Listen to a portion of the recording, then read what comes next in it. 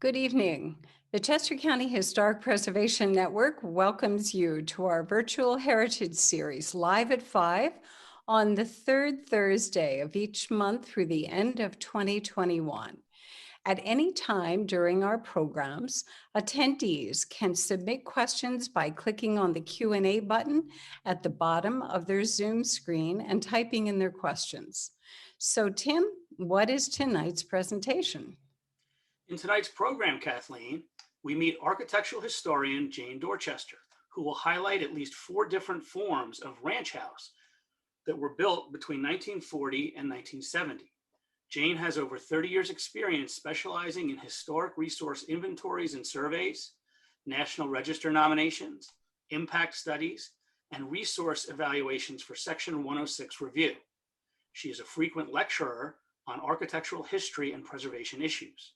Jane has served as a member of the Westchester Borough Harb and as the chair of the Preservation Awards Committee of the Westchester Downtown Foundation. Jane E. Dorchester, architectural historian, is a certified National Register consultant and meets the requirements of the 36 CFR 61 professional qualifications. Please welcome Jane Dorchester. Thank you, Tim. I'm delighted to be here tonight, and I'm glad you all are here too.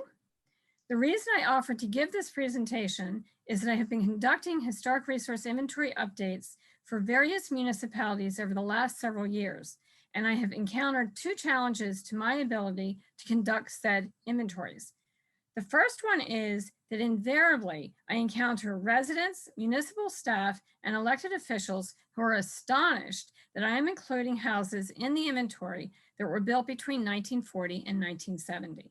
After all, many of them remember when those houses were built, so they couldn't possibly be historic.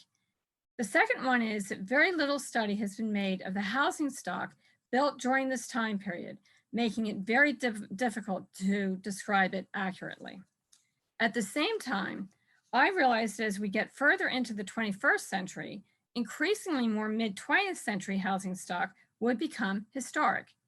So I thought now would be a good time to clear up any confusion about what historic means in preservation parlance, and to try to identify the most popular types of houses that were built in that time period in order to make it easier for those of you who will be conducting historic resource inventories to do just that.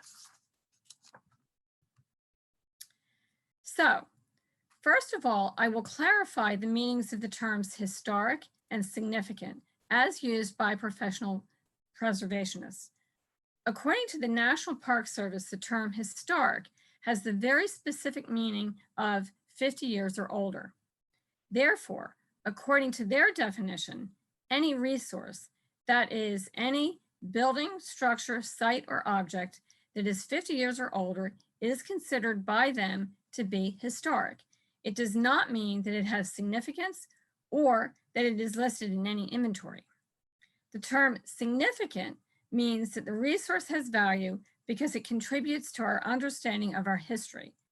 Resources have historical or architectural significance and can be significant on the local, state, or national level. In addition, resources can acquire significance over time as our understanding of the role they played in history becomes clearer. The resources I am going to talk about today are historic because they are over 50 years old, but for the most part, they have not yet acquired significance, if they ever will. Before I start, I should warn you that because so little study has been made of these house forms, this presentation is preliminary at best. The following identifications are not set in stone and are certainly open to discussion, change, and refinement. Having said that, I would like to explain the difference between form and style. There are 2 aspects to the architecture of every building or structure. The first one is its form. Form refers to the size, shape, massing, and fenestration of the resource. For example, generally speaking, barns are easily recognized because of the form they take. Form quite often, but not always, bespeaks the function of the building. Form, for example, traditionally, churches can be distinguished as such regardless of the style. In addition, within a form, there can be different types. For example, there are different types of the ranch form of house. Style refers to the design aesthetic of the building or structure. Each architectural style is distinguishable from every other one because they each evince a different set of architectural characteristics. So the federal style can be distinguished from the Italianate style, from the international style, because they have different sets of architectural characteristics. Most architectural styles can be applied to most building forms, which does not mean that they always are. Oh, sorry. All buildings have form. And actually, what I'm going to do is, sorry. Yeah, that was there. So sorry. All buildings have form. However, not all buildings have style. And in some cases, the style dictates the form of the building. In these instances, the form cannot be separated from the style. For example, the distinguishing characteristic of the international style is its square, boxy form. Take that characteristic form away, and you will not have the international style. Keeping these points in mind, and keeping in mind that I do not have a lot of time, I am going to describe only certain forms. I will not describe the styles that were popular during this time period, especially since I believe Jim Garrison will be touching on at least some of them later this year. I have organized the forms by clustering like forms together so that I can point out their differences for easier identification. Please keep in mind that there are always exceptions to any description, and no one laid down a law that said, if you build this form of house, it has to have all of these characteristics. Now the first two forms I'm going to talk about are the Cape Cod and the minimal traditional. The characteristics of the Cape Cod are, it is 1.5 stories tall with a loft or half story under the roof. Look for either dormers or windows in the gables. It is 3 bays wide. It has a rectangular or square footprint. It has a steeply pitched roof. It has a symmetrical facade, and it has no pavilion. Excuse me for a minute.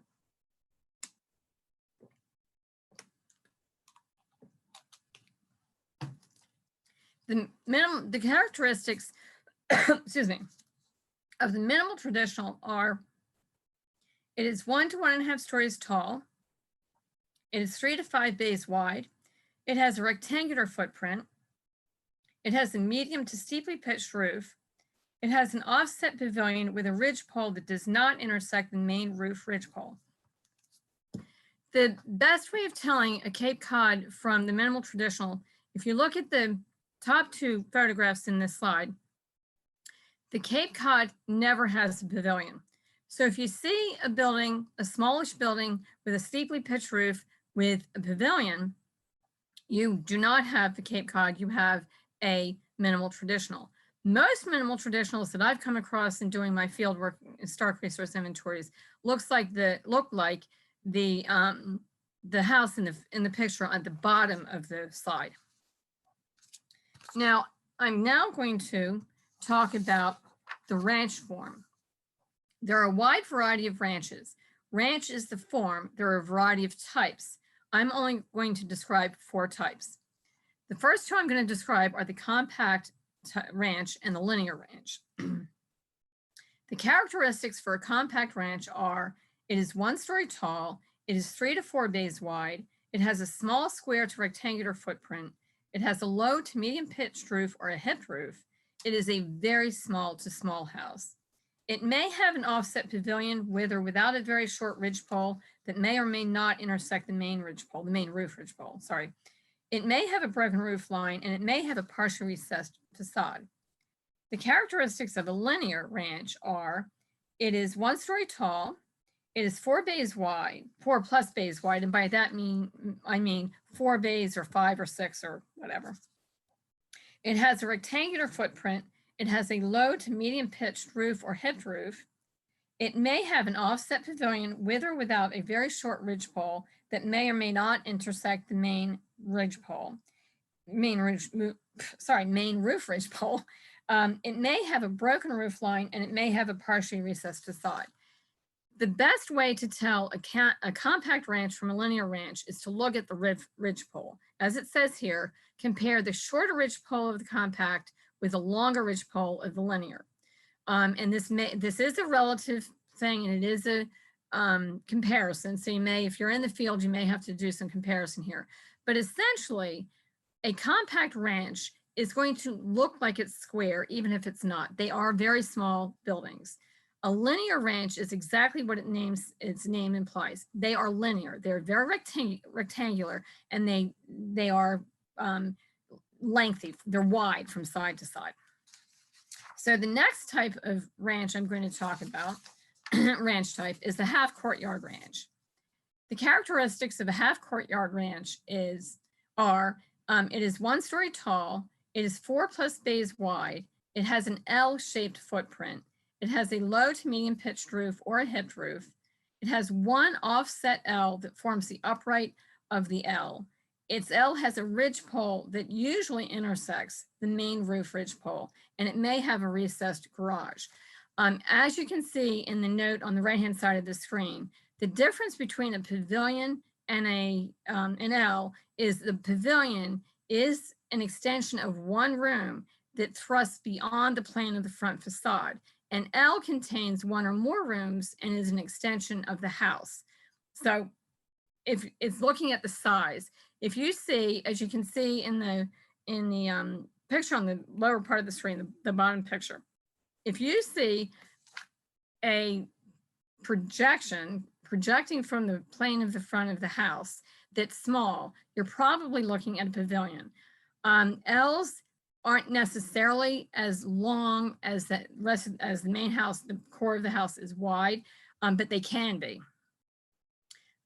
Also, the other way of telling an L from a pavilion is L's will have windows on more than one side. Pavilions generally only have a window on the front facade. Okay, and the last type of ranch I'm going to talk about is the raised ranch. The characteristics of the raised ranch are it is 1 story tall on a raised basement. It is 3 to 5 bays wide. It has a rectangular footprint. It has a low to medium pitched roof or hipped roof. It has a continuous roof line. It has an integrated garage on the basement level. It may have a recessed front door. It has windows on the basement level on the front side and or back elevations. Usually the windows on the front will be half windows. And it has a secondary entry on either the side or back elevations of the basement. So essentially, you can see in the middle and the right-hand photographs that the garages are at the same level, grade level, as the back of the house. It's a little hard to see. The one in the middle, the garage is definitely below the level of the front door at a different grade. But if you look closely, you can see that the back is at the same level as the back. Essentially, a raised ranch, if it were in a traditional house, we'd call these a bank house, where you have 2 levels of entry. One at the front door, which is usually on the upper level, and one at the back door, which is on the lower level. I just want to point out that in the picture on the the left-hand picture, if you look closely, I have taken a note of that. There is an almost full grade. I don't think it's quite an almost full length window at the front of the house. That's a good indication of a raised ranch. Some raised ranches, literally, they're on a raised basement. So you have to have several steps up to get into the front door. Okay, now I'm going to talk about the next 2 forms of house, and that is the, the split level and the bi-level. The characteristics of a split level are, it is 2 stories tall with a 1-story wing. It is 4 to 5 bays wide, including the wing. It has a rectangular footprint. It has a medium pitched roof or a hipped roof. It has a broken roof line. Its entry is either ground or garage level with 2 more levels above, or at middle level with 1 level below and 1 level above. And it may have a jettied 2nd story over the garage level. The characteristics of the bi-level are, it is 2 stories tall, it is 3+ bays wide, it has a rectangular footprint, it has a medium pitched roof, it has a continuous roof line, its entry is either ground or garage level with one level above, or at a middle level with one level below and one level above. And it may have a jetted second story over the garage level. The basic way of telling the difference between a bi-level and a split level is the bi-level has a continuous roof line. So if you see a continuous roof line, you've got a bi-level. The split level has a broken roof line, is at least you can see it really well on in the photographs of the houses on the left and in the center. You can see that roof line is broken. It's not as obvious in the right-hand one. And don't be fooled by the entry in bi-levels. Sometimes my sister had a bi-level for a while, lived in one, and her entry was at the garage level, and you walked in and the garage was on one side, and then there was what had turned into a small efficiency apartment on the other side, but you had to walk up the stairs, and the living room, dining, kitchen, and bedrooms were all on the upper level. And the pictures at the bottom here, the two pictures here for the bi-level, the entries in the middle, all that really is, I've never been inside one in bi-level like this, but you're essentially walking into a half landing on the staircase. In order to get to any living space, whether it's the garage or the living room, you either have to go down or you have to go up. The other giveaway for a bi-level is if you have a continuous roof line and you see a picture window or a bay window on the second floor, you've got a bi-level. And the final house form I'm going to talk about tonight is the neo-traditional. Its characteristics are, it is 2 to 2.5 stories tall. It's 3+ bays wide. It has a rectangular footprint. It has a medium pitched roof. It has a continuous roof line. It is based on identifiable historic precedents with no clear stylistic embellishments, but a predominance of traditional materials or those that emulate traditional materials. And it may have a jetted second floor. So you can see from these 5 photographs, they all have slightly different looks. So they're not uniform in how they look. I don't like to say they have different styles because they really don't, but they are clearly based on a traditional form. Some of them are clearly emulating somewhat the jetted second floor type, or I should say the vernacular New England architecture that had the jetted second floor. A lot of times that architecture had a, what's known as a salt box. These don't have the cat side roof, but other than that, they have the jetted second floor. And what I mean by a jetted second floor is it's a floor that overhangs the first floor. You also see that in third stories sometimes, where the third story overhangs the floors below. It just means that the second floor is deeper from front to back than the first floor. So now I'm going to just show you a list of the architectural styles that are common to 1940 to 1970 housing stock. I will say that in my experience, and I'm not a real expert, I don't have a lot of experience, I have some, the international style and the contemporary style are not usually seen in tract housing. That you may find some examples in a residential development, but my guess would be they were infill. Usually you see these in custom built houses. The style that I see is the most prevalent in tract housing is neo-colonial revival. You will also see neo-Tudor revival. I've not personally seen a neo-Second Empire in a tract housing situation. I have seen it in other types of buildings built in this time period, but not necessarily on the housing type. As I said before, I think Jim Garrison is going to touch on the international and I think possibly contemporary, I'm not sure, later in the year. Okay, so now we're going to have a little fun. Can you identify the 3 house forms shown on this slide?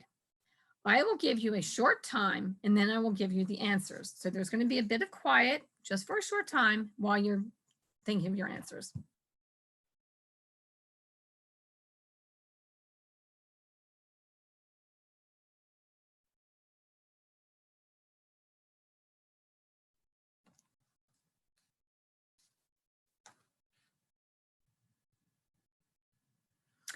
Okay, here we go. The picture on the left Sorry. The picture on the left is the Cape Cod. That was a bit of a ringer because I had not shown you an example of a Cape Cod without dormers. That's what they look like. You can just see, if you look closely, the full window in the gable in the gable. Okay, the picture in the middle is a compact ranch, or the house in the middle is compact ranch, and the house on the right is, is a neo-traditional. This one was also a bit of a ringer because I'm not sure that this was built pre-1970. I think it was built right around the cusp. I have not had a chance to do any research on that house yet. So I hope you all got 100%. If not, on the following slide will be my bibliography of the sources I used to help me identify the different forms of houses constructed between 1940 and 1970. In conclusion, this has been a very brief overview of some of the residential development house forms that were built between 1940 and 1970. I have not discussed all of them, including additional ranch types such as the Courtyard Ranch and the Rambling Ranch. That may be a topic for another lecture. Thank you very much for being here tonight, and I hope that you have found this information useful. I will be happy to entertain questions now.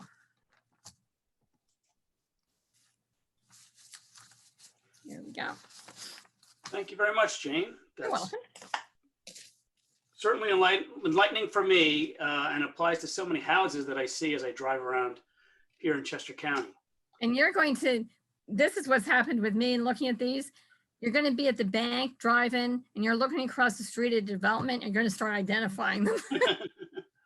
Absolutely.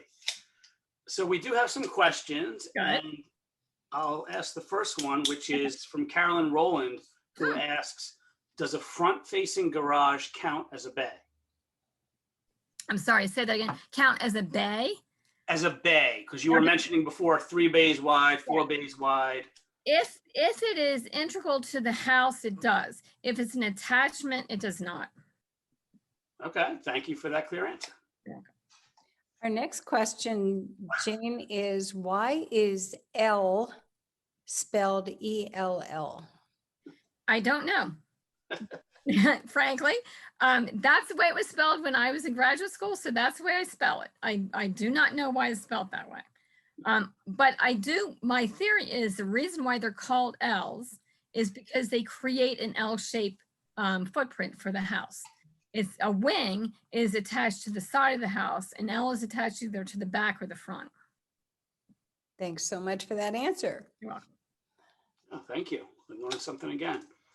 Another question from Carolyn Rowland, who says, a bi-level with the door in the center is what I call a quote, decision house.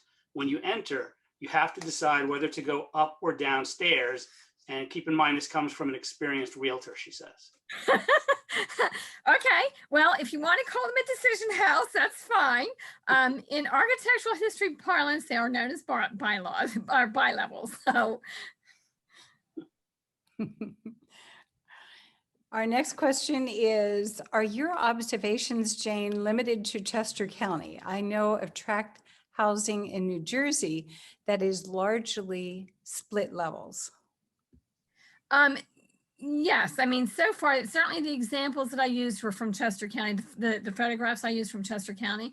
As I said at the beginning of this question and answer session, now that I'm really getting into this and having to study these types of forms, whenever I drive around, if I'm stuck at a traffic light, if I'm just driving by, if I'm a passenger in a car, I start going, I think that's a raised ranch, or that there's a split level. I think there was a time period, I'm guessing between 1960 and 1965, when the split level was really, really popular. Friends of my parents, when I was growing up, lived in a development that was almost 100% split level. So that's a good observation to make, but I think it also, the split level was popular here too. Thanks, Jane. You're welcome. The next question comes from Cheryl Harper, who says, I'm interested in contemporaries in subdivisions. What examples can you think of during this period? She's talking about presumably contemporary style. Yes. This is why I made the remark. I actually cannot, the closest to a contemporary style house in a subdivision is one that actually, and if Phil Yoakum is listening to this, he may correct me if I'm wrong, but was the house that his mother-in-law, Alice Kent Schooler, lived in. And I don't believe that neighborhood, as I remember it, was entirely made of that, you know, the houses were not all contemporary. I think my understanding of that house was that it was an infill. Somebody bought a lot in an established tract housing, residential housing unit, residential housing development, and they were allowed to custom build their own, their own house. I have not come across so far an example of a residential development that was all contemporary or all international or sort of a mingling of those. I can only think of, as I said, that one example, and I think it was infill. The next question, Jane, is, are you seeing historical commissions currently adding these types of structures to the resource listings? So far as I know, I don't know of any that are actually adding them to their inventories, but they are looking at them when they do their inventory updates. So in other words, the inventory list that is that they use to make just planning decisions, or the lists are usually lists that are attached to their preservation ordinances. I'm not seeing them adding to those, but they are doing them, as I said, for historic resource inventories, just so they know what they have and in case there are any surprises. I recently completed an historic resource inventory update for Charlestown, and I don't know if the Historical Commission was surprised, but I was surprised at how many 1940 to 1970 international contemporary houses they were. These were custom built. They are not in developments. But when you do an inventory for a township, you do everything, not just in the residential neighborhoods. And I probably should have said that this tract housing that I was talking about isn't just found in residential developments. They were also built on isolated lots. Did that answer that question? It did. Jane, Okay. thank you. You're welcome. Next question is really a statement from Carolyn Rowland. She says your examples also hold true in Delaware. Okay, thank you. Rob Williams is asking, do you envision the day that these 1940 to 1970 houses would comprise a historic district? I think that's certainly something that we need to start to addressing now, because some of them, just ones that I'm familiar with just by driving around, and one that I actually did as an inventory years ago, were intact enough at that time that they should probably start being looked at as a unit and seeing if they are significant. The way I would take it would be maybe not architecturally, but certainly significant as a part of the history of the settlement and development patterns of that municipality. So I think that's it's a legitimate question, if you will, that should start to be addressed or looked into, so that down the road an answer can be, you can come up with an answer. Yes. Okay, next question is a comment really from Cheryl Harper, who says, there are certainly some when we get to 1980 because I live in one. Okay. and that's this is why I think we need to start a dialogue about identifying these houses now, because as I said, as we move further into the 21st century, the mid 20th century houses are going to start becoming under scrutiny for being 50 years or older. So if we can then better start seeing, we've laid the foundation now to start seeing patterns of styles. As I was saying, the split level was really popular for a time there. In the 50s, it seemed to be Cape Cods and ranch houses that seemed to be most popular. As we gain more perspective on that time, as I gain more perspective as time goes on, I may change my mind. But that's very interesting. Contemporaries in 1980. Okay, wait another 10 years, Cheryl, and then we can add them to our updates. Sarah wants to know, does construction materials such as brick and wood matter when determining a style? In this time period, well, I'll say, generally speaking, when determining style, yes, in some cases. and Jim Garrison may say something different. He may contradict what I'm going to say, which is fine with me. But my experience is that international style tends to be poured concrete, maybe stucco, metal, glass. Contemporary tend to have more wood and stone and more natural materials. So in some cases, yes. For the style, yes. For the form, no. Thanks for that clarification, Jane. You're welcome. Another comment, this one from Dorothy Bedford. She says, pointing out to Jane that Valley Forge Mountain in Schuylkill / Tredyffrin is largely, but not exclusively, contemporary. And where was it? Charlestown, Schuylkill? Tredyffrin, Valley Forge Mountain. So partly in Tredyffrin, partly in Schuylkill. Schuylkill. And okay. Does she know when that was built? I can't ask her. Yeah. So that would be that might go back to Cheryl's comment that she lives in a contemporary built in the 1980s. If it was built after 1970, okay. If it was built before, that's even better. That's a great example. Yeah. Okay. Carolyn is saying Levittown is historic, and she was just making the point of that. It's not only historic, it's significant. Mm-hmm. It was placed on the National Register. There were 3 Levittowns, one in Connecticut, Long Island, New York, and one in, I think it's New Jersey, and definitely one in Pennsylvania. The first one was, I think, the one in Long Island, New York, and that one anyway was put on the National Register within 10 years of it hitting the 50-year mark, as a good example of post-World War II development. It's the granddaddy of of post-World War II tract housing. So yes, it's not just historic, it's significant. And Jean, just as a follow-up to that question, what are the criteria that would make one of these houses significant rather than just historic?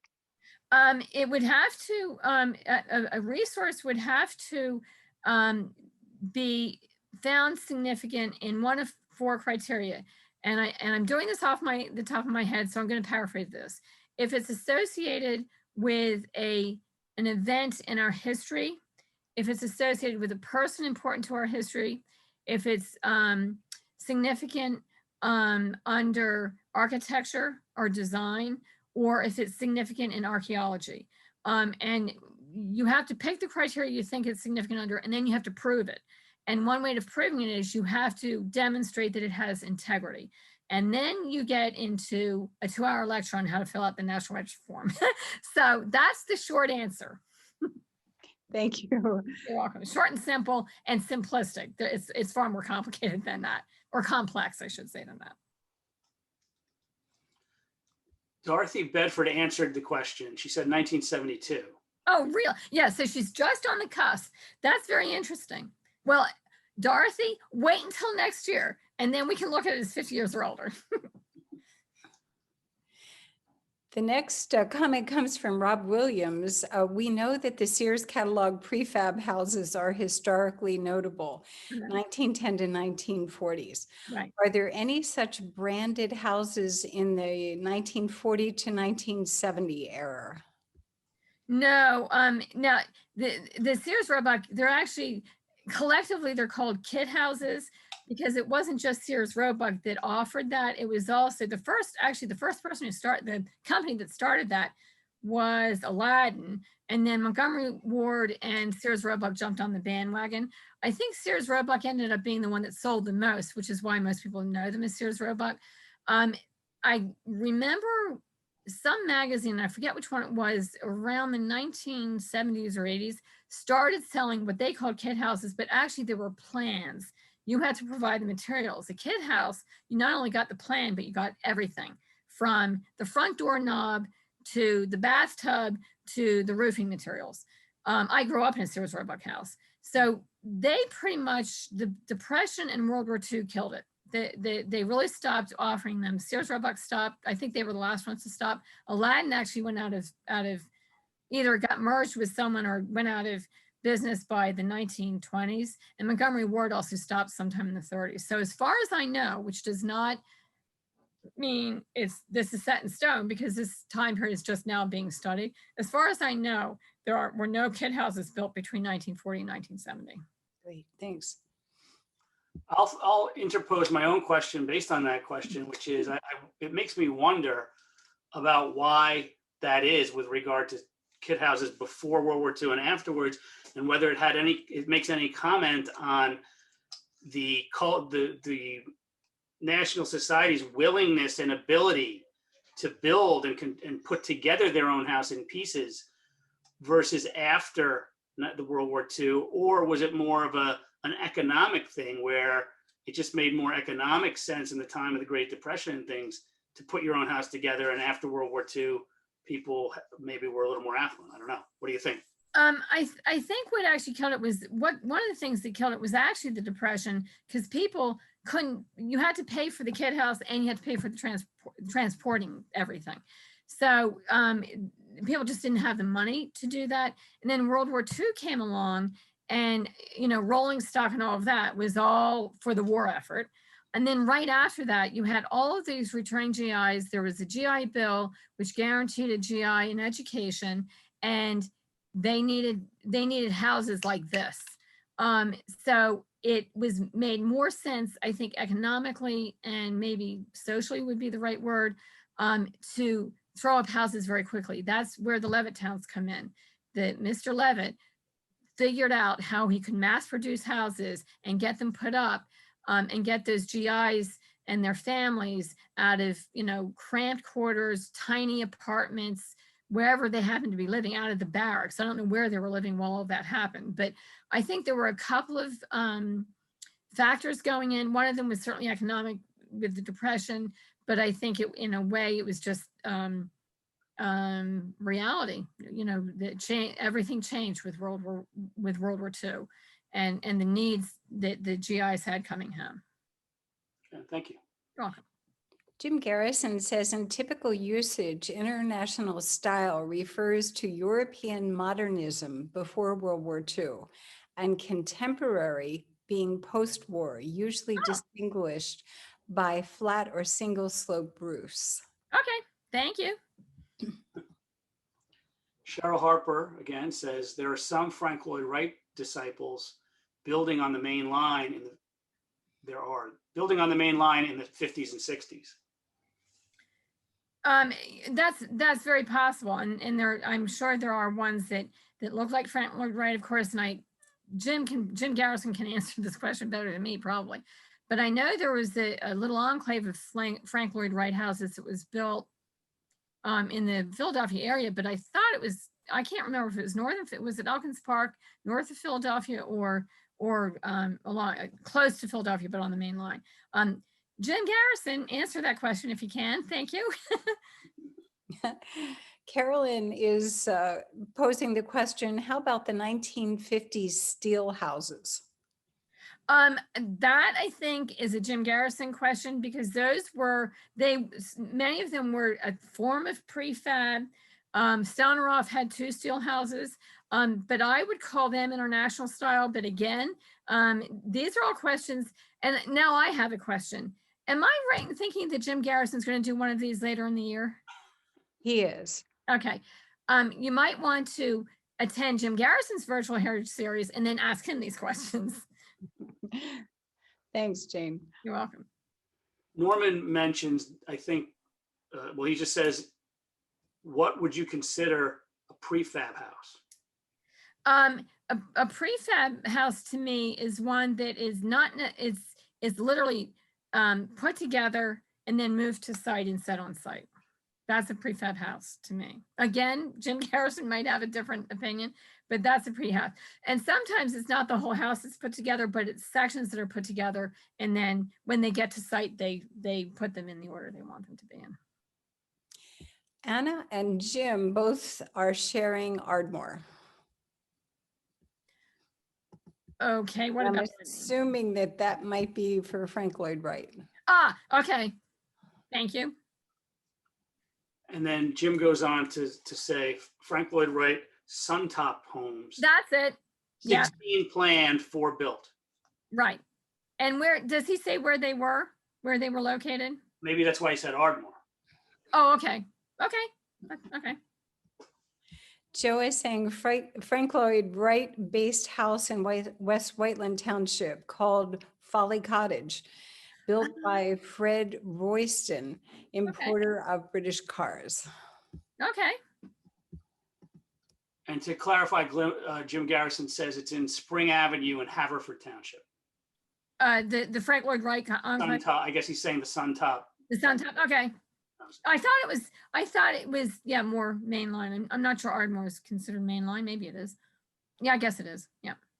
Okay. And that concludes our questions for tonight. And Tim, you're going to be closing out.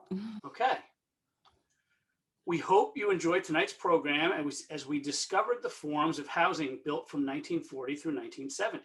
Special thanks to Jane Dorchester, as well as you, our viewers, for making the CCHPN Virtual Heritage Series program possible.